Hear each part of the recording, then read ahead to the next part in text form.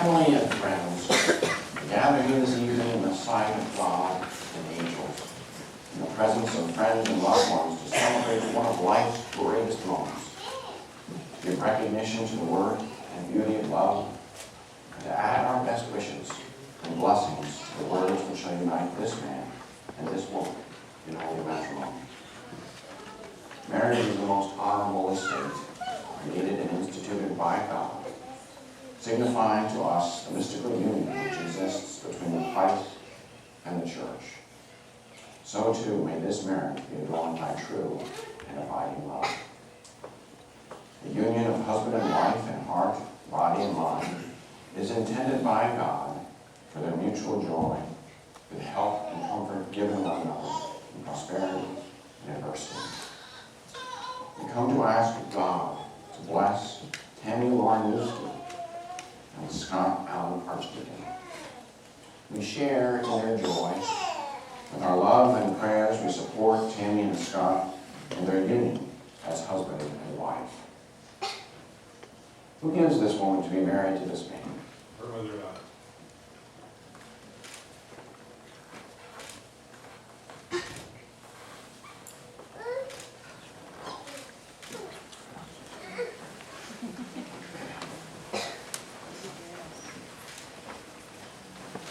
Let us join in prayer. Eternal God, giver of all grace, look with favor upon this man and this woman, whom we make one flesh in holy matrimony.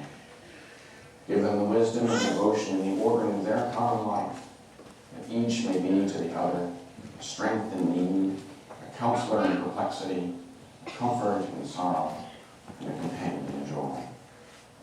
Grant that they may grow in love and peace with you and one another all the days of their life. Give them grace when they hurt each other to recognize and acknowledge their fault and to seek each other's forgiveness. And give them such fulfillment of their mutual affection that they may reach out in love and concern for others. Amen.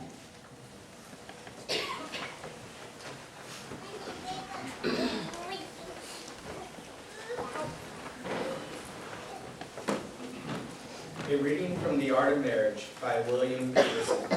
A good marriage must be created. In the marriage, the little things are the big things. It is never being too old to hold hands.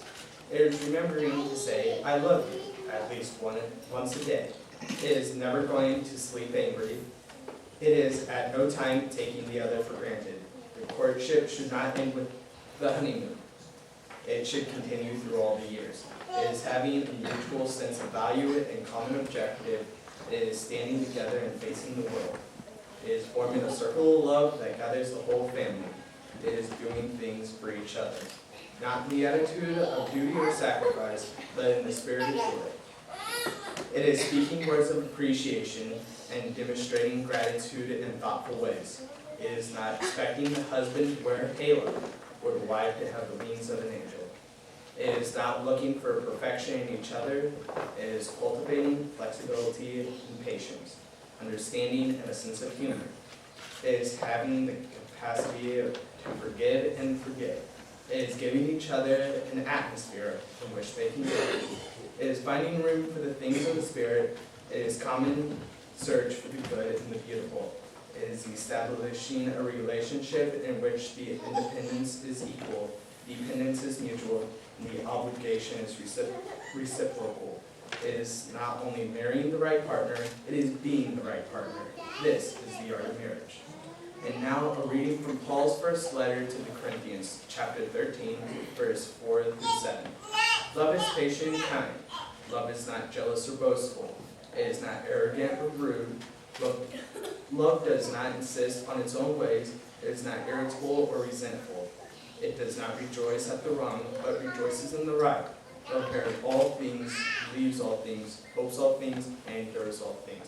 This is the end of the reading.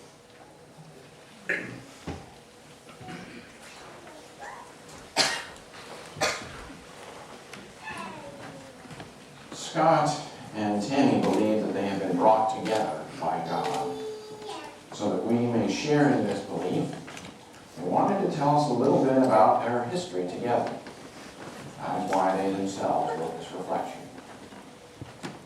In the year 1987, Don and Rodi Manusky built their new home on County Road 292 outside of Crosby, Missouri.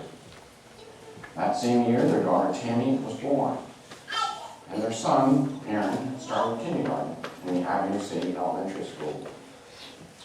One of Aaron's classmates and soon-to-be good friends was Scott Archdeacon. Through the years, Aaron and Scott grew up together, spending countless nights in each other's homes, plotting complex schemes together.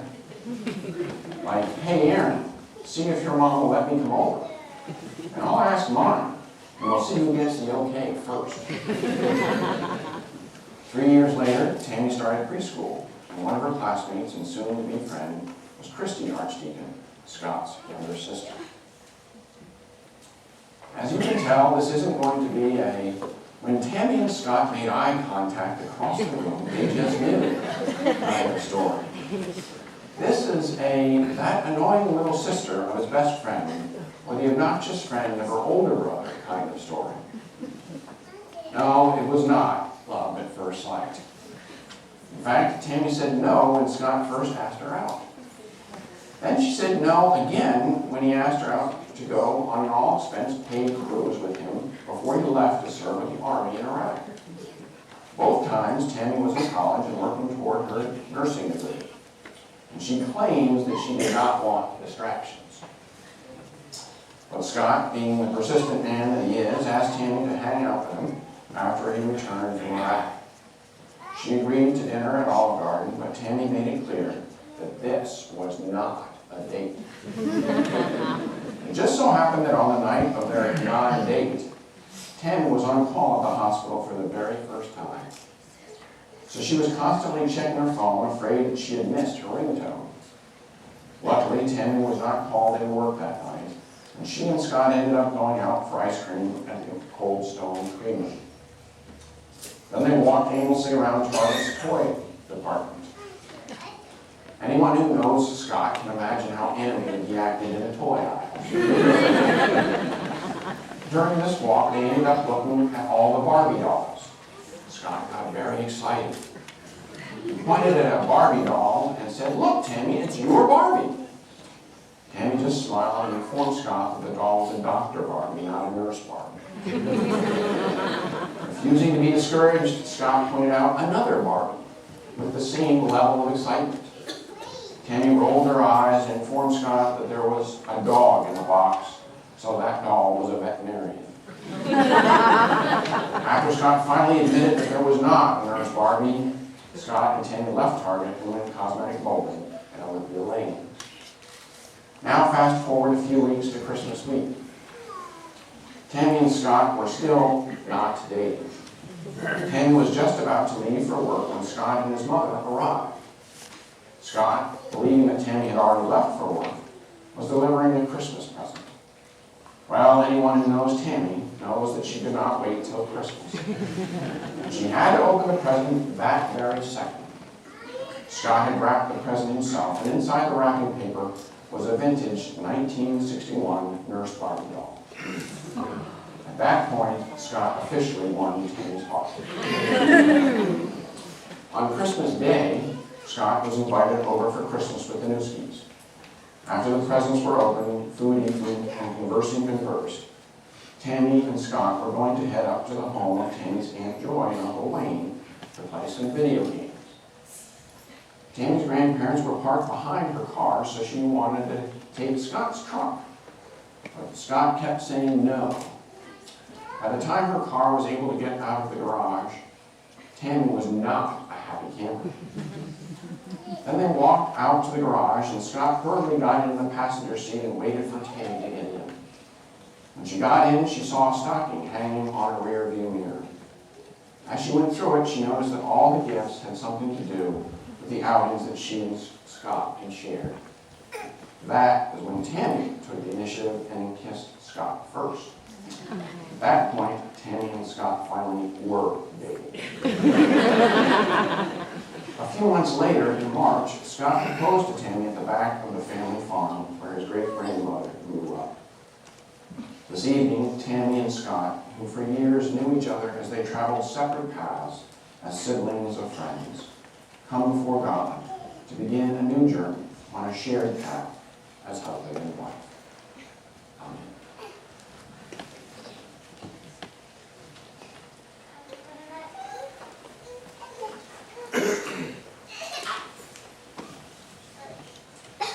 Scott, do you take this woman to be your wife, to live together in the covenant of marriage? Do you promise to love her, comfort her, honor and keep her, in sickness and in health, and forsaking all others, be faithful to her as long as you both shall live? I do. Hey, do you take this man to be your husband, to live together in the covenant of marriage? Do you promise to love him, comfort him, honor and keep him, in sickness and in health, and forsaking all others, be faithful to him as long as you both shall live? Scott, repeat after me, please. In the name of God, In the name of God, I, Scott, I, Scott, take you, Tim, take you, Tim, to be my wife, to be my wife, to have and to hold to have and to hold from this day forward, from this day forward, for better, for worse, for better, for worse, for richer, for poorer, for richer, for poorer, in sickness and in health, in sickness and in health, to love and to cherish, to love and to cherish, till death do us part. till death do us part. This is my solemn vow. This is my solemn vow. And please repeat after me.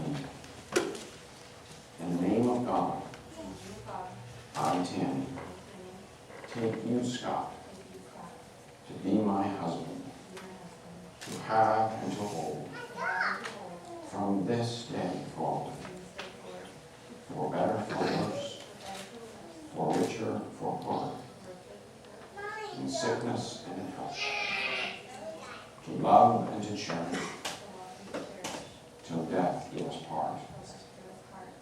This is my solemn vow.